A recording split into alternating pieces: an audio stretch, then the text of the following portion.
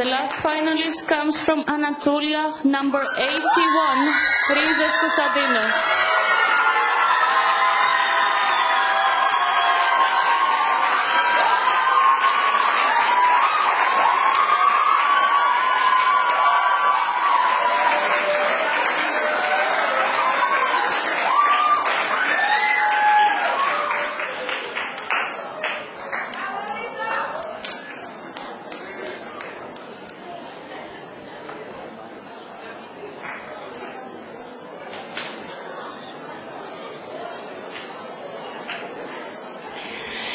Is it possible for people to switch off their mobile phones? It is not just impolite and inconsiderate, it's disruptive. Thank you very much.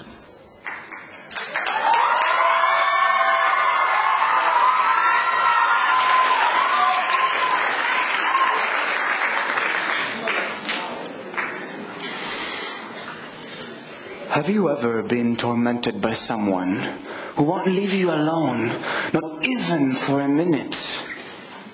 I certainly have.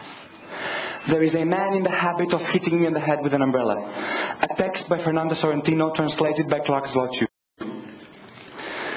There is a man in the habit of hitting me on the head with an umbrella. It's exactly 5 years today that he's been hitting me on the head with his umbrella.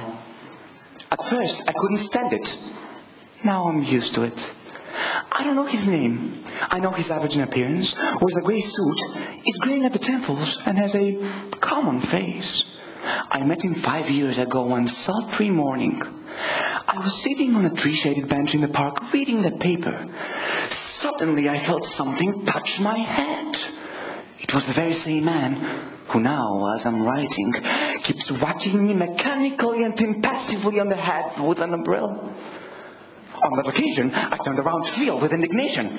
He just kept on hitting me. I asked him if he was crazy. He didn't even seem to hear me. Then I threatened to call a policeman. Unperturbed, cool as a cucumber, he stuck with his task.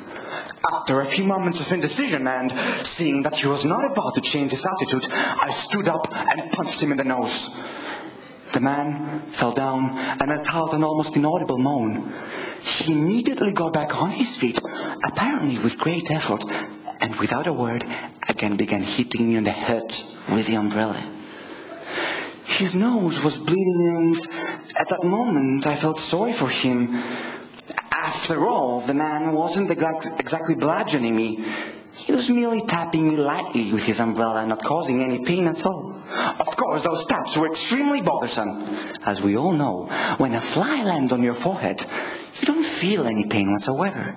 What you feel is annoyance. Well then, that umbrella was one humongous fly that kept landing on my head time after time and at regular intervals. Convinced that I was dealing with a madman, I tried to escape. But the man followed me, wordlessly continuing to hit me. So I began to run. At this juncture, I should point out that not many people run as fast as I do. He took off after me, vainly trying to land a blow. The man was huffing and puffing and gasping, so that I thought if I continued to force him to run at that speed, my tormentor would drop dead right then and there. That's why I slowed down to a walk. I looked at him.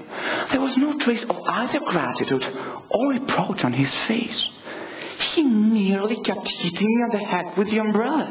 I thought of showing up at the police station and saying, "Officer, this man is hitting me on the head with an umbrella." It would have been an unprecedented case. The officer would have looked at me suspiciously, would have asked for my papers, began asking embarrassing questions, and he might even have ended up placing me under arrest. I thought it best to return home. I took the 67 bus.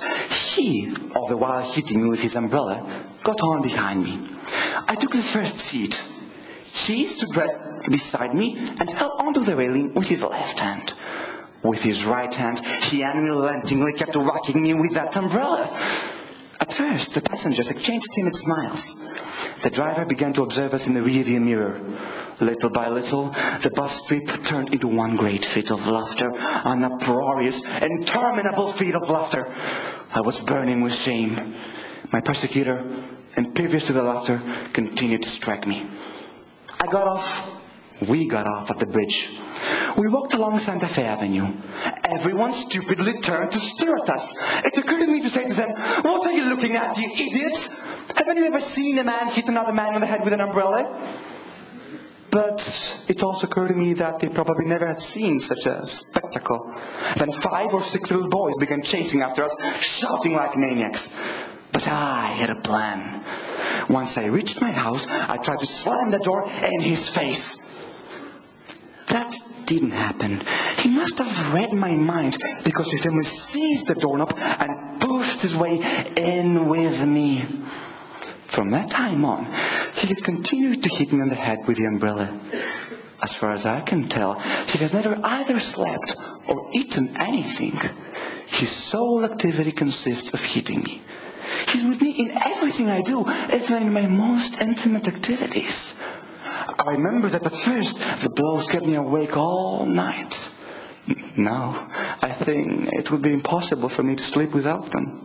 Still, our relations have not always been good.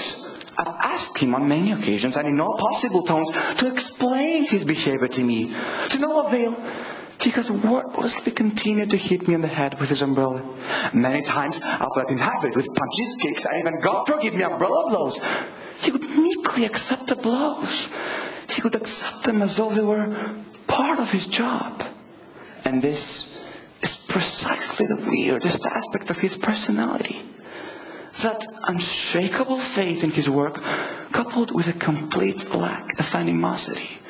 In short, that conviction that he was carrying out some secret mission that responded to a higher authority.